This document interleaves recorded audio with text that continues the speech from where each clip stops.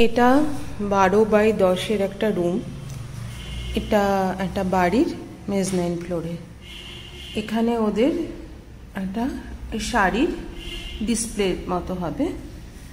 তো এই company showroom আমি বানাইছি। ওরে বাবা, জি কতবার আপনাকে বলছি কেমন এটা? অনেক একবার দিলে আমি বলবো কি আমি অন্য জায়গায় যাব না। টাইলসটা কেমন? টাইলসটা ভালো তো, ওরে তো কোম্পানি দাঁড়া বাবা, যা অন্ধকার ওখানটায়।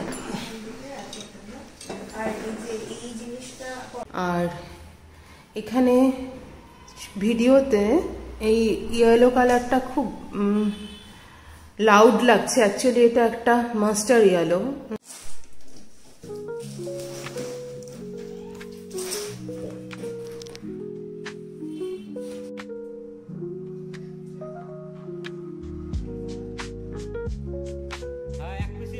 এটার কিন্তু আঁশগুলো তুমি হলুদই দেবে।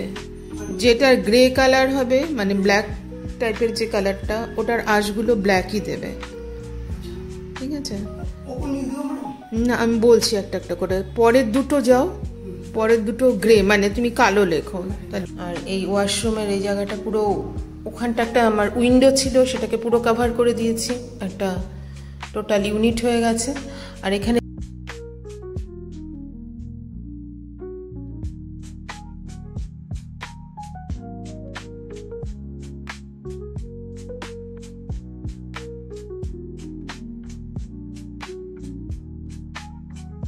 একটা স্টেজের মতো পরে বানাবো। আপাতত এই হচ্ছে ফল সিলিং, একটু গর্জিয়াস টাইপের ফল সিলিং, যেহেতু এখানে ডিসপ্লে হবে করা হয়েছে। তো এরকম একটা স্টেজ করে দিয়েছি,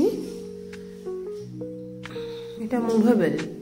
আর এখানে আমি এখন মাস্কিং টেপ লাগিয়ে লাগিয়ে দিয়েছি, কোথায় কোন কালারটা হবে, অরেঞ্জ, হোয়াইট, রেড, অরেঞ্জ, এরকম মাল্টি কালার দিয়ে স্টেজটা বানানো হবে।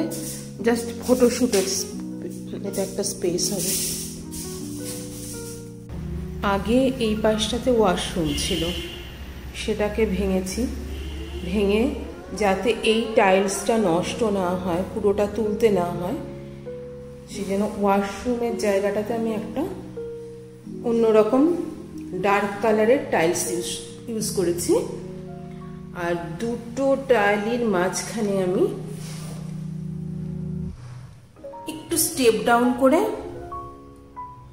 একটা প্রোফাইল লাইটের স্টিক ঘুরিয়ে দিয়েছি, তাতে একটা অ্যাট্রাকটিভ লুক এসেছে। আর আমার এই টাইলসটাকে আমি বাঁচাতে পেরেছি।